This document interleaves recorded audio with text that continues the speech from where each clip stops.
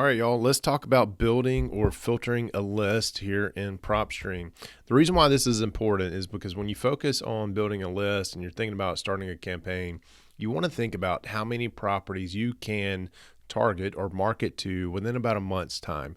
Because what's going to happen is every month or every 3 to 6 months or sometimes every year, it depends on how the counties the target county that you're going after, how often they update their information, because that's where PropStream pulls this information, right? So think about how many you can go to after for a month's time, because if a month later, 3 months later, 6 months later, you're really operating off outdated information. You really want to make sure that you're pulling your list every month to make sure you have the most updated and accurate information, and that list that you're operating on is niched down close enough to what your target and it fits within your marketing budget. Okay, so let's go through this. I want to show you these filtering options. Let's pick a market just to get an idea of how quickly and how that filters down. I'm going to choose Mobile, Alabama, one market that I'm familiar with. And if I just type in Mobile, Alabama, and I have no filters whatsoever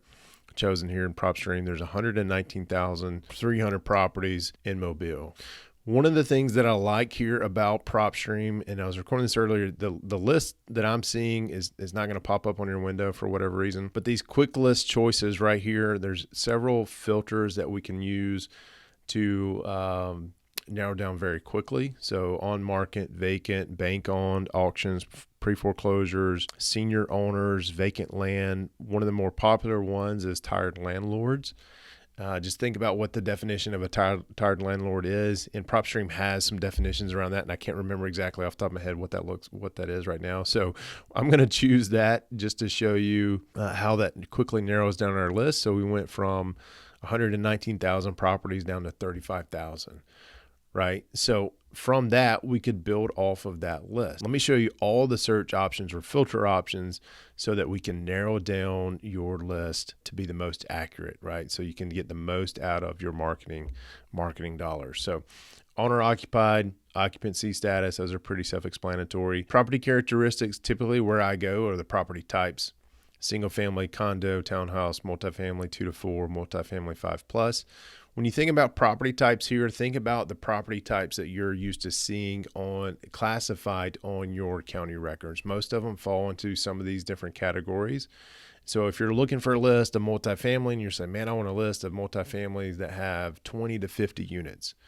Well, initially what we're going to do is we're going to put it in multifamily 5+, because not all counties update or have unit number ranges. So we can say multifamily 5+, we can say 20 to 50 unit numbers in the range, and we've got 20 properties that hit that criteria. Now, I have found that is the unit number range is not always accurate. So there's a chance that we've missed out on some opportunities. So as you're building your list, one of the things you need to make sure of or think about is, do I want to rely on the county, which has not been that great, at least the counties that we look at, been that great at updating and keeping the unit number ranges actually as a variable in their data information?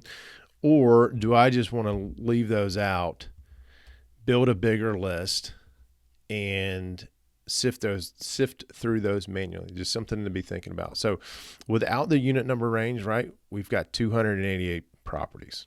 If I go back in here to property characteristics and I change that to 20 to 50, and we go to our results, now we have 20 unique properties.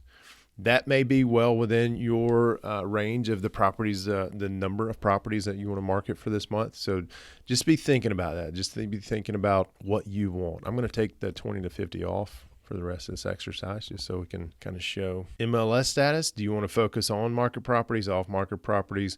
Do you want to look at pending or contingent properties or failed MLS listings? So those are some MLS status options that we can go through there for you as well. Pre-foreclosure and bank owned, if that's something that you're interested in, we can put those variables in as well. Ownership info, I'm going to spend some time here. So think about ownership type. This is one of the more popular filters that we go through is, do you want to focus on just individuals? Do you want to focus on corporates? Maybe trust, right? Maybe those are some of the things. So if we focus on individuals, if you're looking for somebody that has a last sell date or last sell price, we can add those in here. Since we have quick list choice of tired landlords, some of that's already built in. Absentee owner location is another popular filter that comes up a lot. Out of state, if you're looking for, your owner occupancy status is no. But do you want them to be local, like they're in the same city or same county? Do you want them to be out of county? Do you want them to be out of state? Those are the sort of things that we can add into your filter to get you the best list, right? Lien, bankruptcy, divorce status. If you're looking for targeting those types of folks in that situation, you can.